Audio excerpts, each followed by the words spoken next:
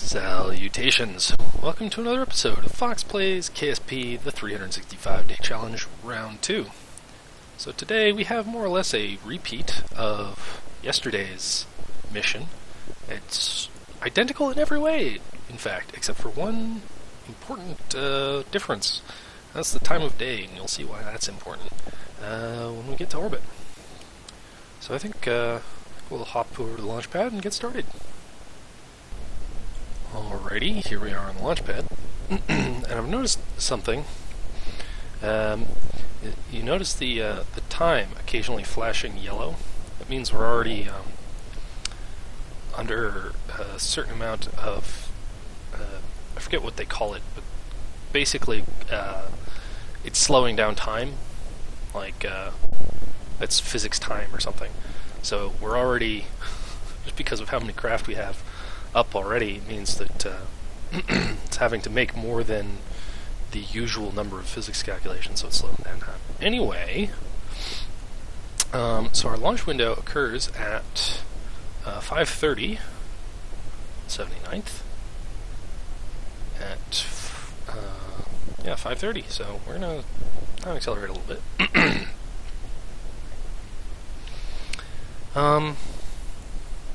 I mean, I can talk a little bit about the launcher, as suggested by, man, every time I get to because I wake up and check the videos and look at all the stuff and look at all the comments and reply, and then I do my videos at night.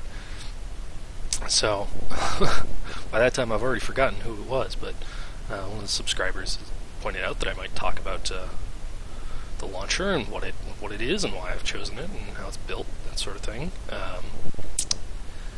And there's not much to say, but we're coming up on our launch window here. We need to go north. Yep. Alright. Here we go. Alright. We're going to do a little bit of a roll just to make it a little bit easier. And, but yeah, this particular launch vehicle is actually pretty boring, but just because I've kind of taken that suggestion to heart, I've actually started building some more interesting launch vehicles. This one is based on the Zenit Russian launch vehicle, and it's actually put together using parts from the AB launchers pack. Also, and basically these are 2.5 meter parts, and the 2.5 meter parts were made by Beale as well. There's also 5 meter parts used for constructing Vulcan and I think Buran, things like that. And this is turning into a very, very, very, very, very steep trajectory, but that's okay. We need to, that's kind of, we need to kind of go like that. But yeah, it's just an engine, a super long tank that's like 2 orange tanks slapped end for end. And then this engine and the decoupler are from Tanteri's LV, and then it's another tank from AB launchers. And then fairing from expanded Tanteri's fairings, and the identical payload. Again, turning into a very steep trajectory. I don't know what I was thinking.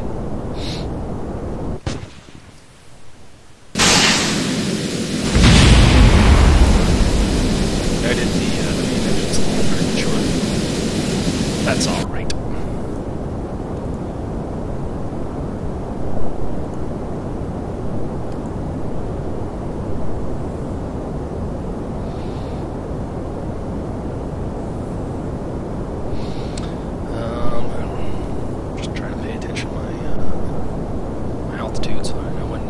Actually probably get rid of the fairing now. Here we go. There we have our payload, which is 4 times a ComSat 1240 Mark 1.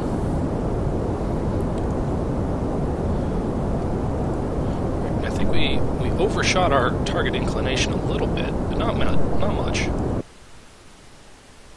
We're a little high, but that's also fine. So, yeah. You might be able to see what I'm on about with our launch windows here. I'm going to basically record circularization and not much else. And again, because of how we do these missions, I launch them and then, excuse me, big burp there. But yeah, because basically we launch them and then that's an episode, and then the next day we refine their orbit to the orbit that we need to deploy on, and then we deploy the constellation on that orbit. Let's see. I think I was talking. Can't remember. Can't remember what I was talking about. But anyway, so because my missions didn't all kind of go as planned, and they didn't all line up the way I thought they would line up, we've got a few extra slots in January to do some interesting missions. I've kind of come up with a few ideas. We actually need to deploy our solar panels before we run out of power. How bad was that? Oh, okay, that's fine.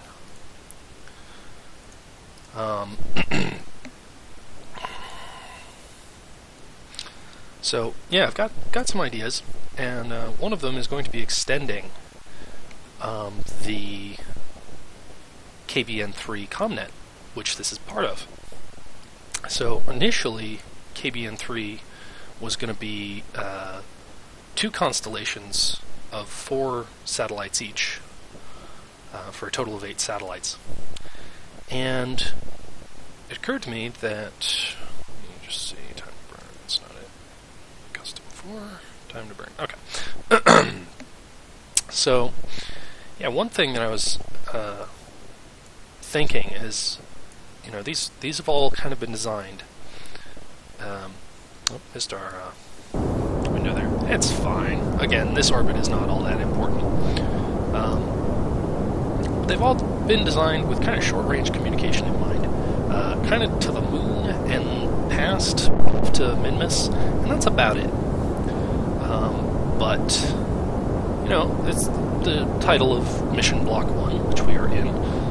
It's January, is infrastructure. And I thought, you know, it'd be good if I could set up at least some of my my interplanetary infrastructure early. So we're going to be extending Kom-Net 3 to include 2 extra constellations of 2 satellites each. And those are going to be the long-range relay, or LRR, variants of our ComSat 1240s. So I'm going to go into the map view, and you can kind of see where I'm going with this weird, these weird launch windows. And basically, think about where these. Actually, I'll extend our orbit, and you can kind of get a better idea of. Oh, and we actually ran out of our stage. All right. But yeah, you can kind of imagine it crosses its orbit there, and the other crossing is going to be like up here somewhere. The reason for that is that these satellites don't have very many batteries on board. And for the amount of antenna they've got on, and they run out of power very quickly.